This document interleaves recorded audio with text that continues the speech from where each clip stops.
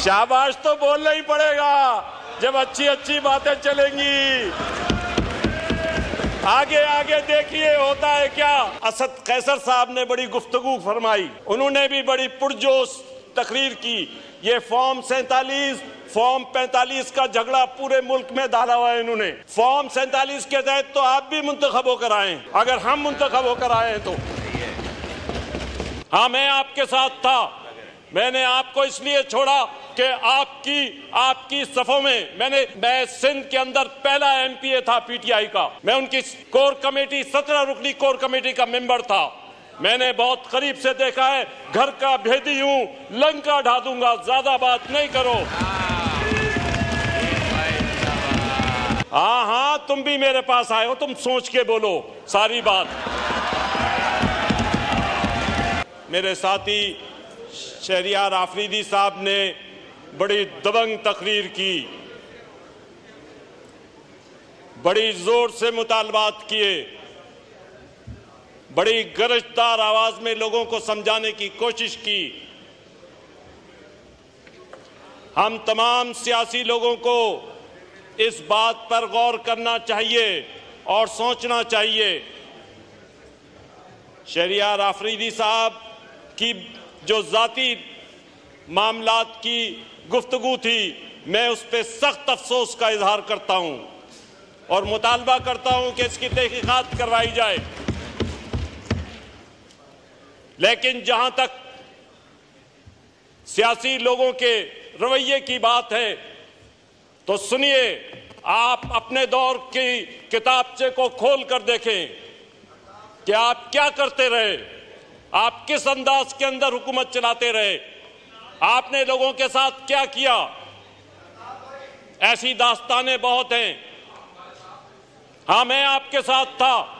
मैंने आपको इसलिए छोड़ा कि आपकी सफों में मैं सिंध के अंदर पहला एमपीए था पीटीआई का। मैं उनकी कोर कमेटी 17 रुकनी कोर कमेटी का मेंबर था।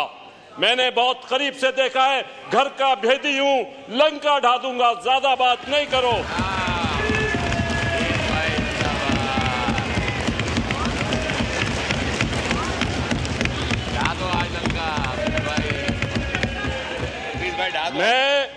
मैं ये समझता हूं कि जिस अंदाज में आप इमरान खान को प्रोटेक्ट कर रहे हैं, आज आपकी सफों में वो लोग नहीं हैं जिन लोगों को यहाँ इस सफों में रहना चाहिए था, जिनकी वजह से वजीउद्दीन ने छोड़ा, जिसकी वजह से नूरानी साहब ने छोड़ा, जिसकी वजह से हामिद खान पीछे हुए, जिसकी वजह से नजीब हारून पीछे हटा। सोचो तुम क्या करते रहे हो, किस अंदाज में हुकूमत चलाते रहते हो, किस तरह पॉलिटिक्स की है तुमने।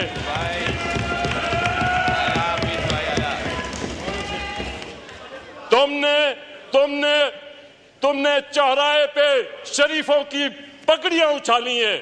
शरीफों से मुराद मेरी वजीउद्दीन जैसे लोग हैं। हम सियासतदानों को सोचना चाहिए। मैं 11 मरतबा जेल गया हूं, स्टूडेंट लाइफ से लेकर अब तक, सॉलिटरी कन्फाइनमेंट से लेकर हर चीज बर्दाश्त की है।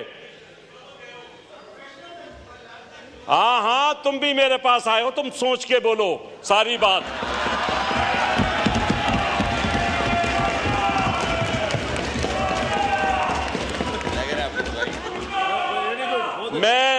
मैं बजट की बात करना चाहता था, लेकिन ये सारी गुफ्तगू सुन के मैं मजबूर हो गया कि मैं बजट से हटके बात करूं। बजट की बुनियादी बात जो हमें समझना चाहिए, जो देखना चाहिए, हमें मालूम है ये मजबूरी का बजट है। मुल्क की सियासी और माशी सूरत हाल ऐसी है कि जिसमें इस बजट पर इस अंदाज में चलना जरूरी था। हम तमाम लोगों को सोचना चाहिए, इसमें ऐसी मुस्बत तजावीज दें जिससे हमारी जो हुकूमत है मौजूदा या मुमलिकत जो है वो इसका पहिया आगे घूम सके। सबसे पहली बात तो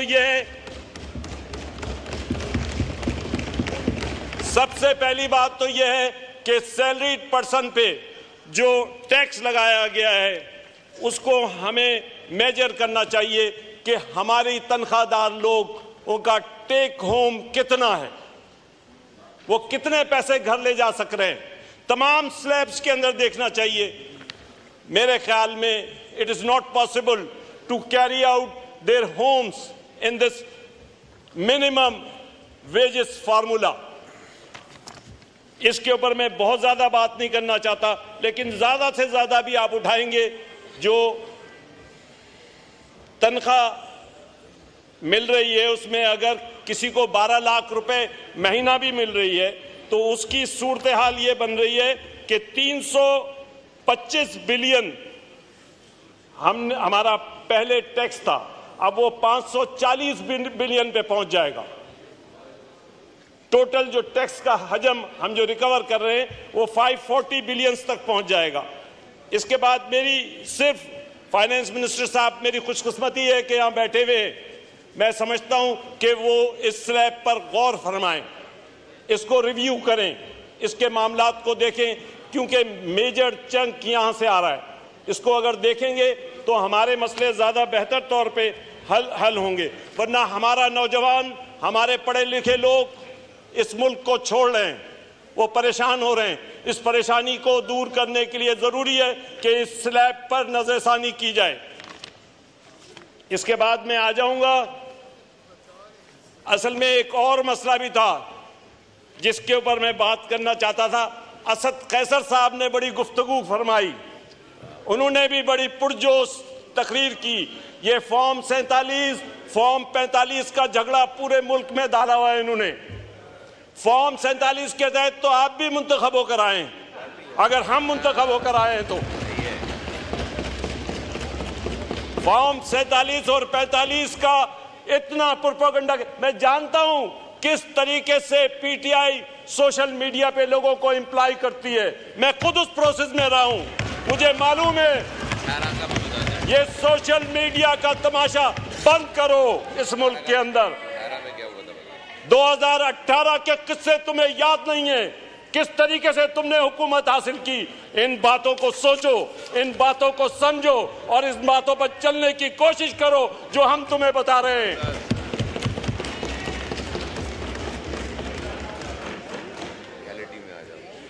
इसके बाद उन्होंने एक और बात की, आर्टिकल 58 और 57 की बात की। भाई अगर ये बातें करते रहोगे कि बिजली वहां पैदा हो रही है, हम कराची वाले यहां बैठे हुए हैं, पाकिस्तान की सारी दौलत हमारे रास्ते से आती है, हम उस रास्ते पे रोक सकते हैं, हम उस पे 60 से 70% रेवेन्यू कराची से आता है। कराची के एक लालू खेत पूरे लाहौर से ज्यादा टैक्स देता है। उसके बारे में सोचो। अगर इस किस्म की मुतासिबाना बातें कैसर साहब आप लोग इन ऐवानों में करते रहेंगे तो उसके नताइज कुछ और ही होंगे। हमारी इंडस्ट्री, मैं कराची के उस इंडस्ट्रियल एरिया का मुंतखब नुमाइंदा हूं जिसे साइट कहते हैं, जहां से सबसे ज्यादा पाकिस्तान का टैक्स आज भी आता है, सबसे बड़ा इंडस्ट्रियल एरिया है। उसकी हालत आप जाके देखें, पानी नहीं है, बिजली नहीं है, लॉ एंड ऑर्डर सिचुएशन खराब है, गैस नहीं है। आप बताइए किस तरीके से इंडस्ट्री चलेगी, किस तरीके से पाकिस्तान चलेगा? ये पीटीआई दौर हुकूमत के साथ ही है। हाँ, यही तो मैं बता रहा हूं आपको। स्पीकर की तरफ देखिए। चले, अच्छा order in the house, order in the house. कि मैं फैसलाबाद में गया था, असद कैसर साहब ने कहा कि मैं फैसलाबाद में गया था, वहां की इंडस्ट्री बंद देखी। मैं आपको बताता हूं,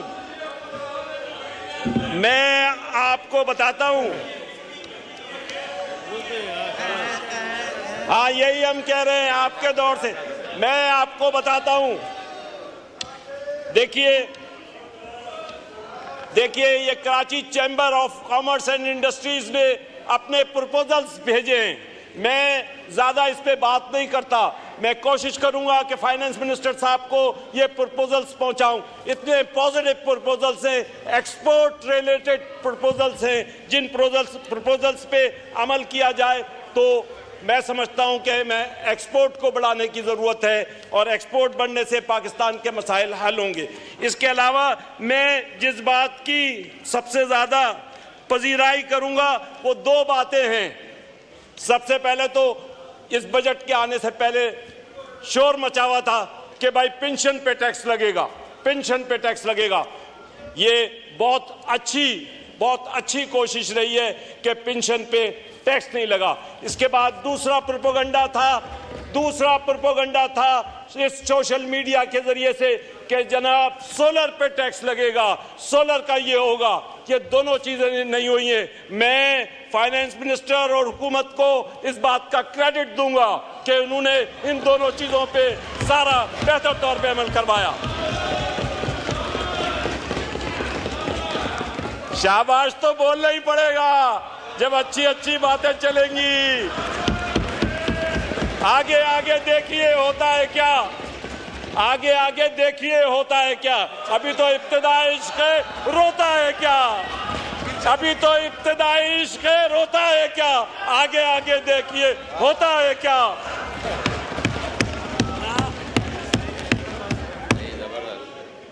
बात ये कि मुल्क को जिन चीज़ों की बड़ी सख्त ज़रूरत है उसमें हमारे पास पॉपुलेशन प्लानिंग का इश्यू सबसे बड़ा है। पॉपुलेशन प्लानिंग के ऊपर गौर करना चाहिए और उस पर अमल दरामद के लिए मामलात को आगे बढ़ाना चाहिए। ख़ास तौर पे उल्मा को इस सारे मामलात में शामिल हाल करना चाहिए। नंबर 2 बात मैं जो कहूँगा वो है अमन अमान और रोजगार की। अमन अमान होगा तो रोजगार का आगे बढ़ने के मौके मिलेंगे।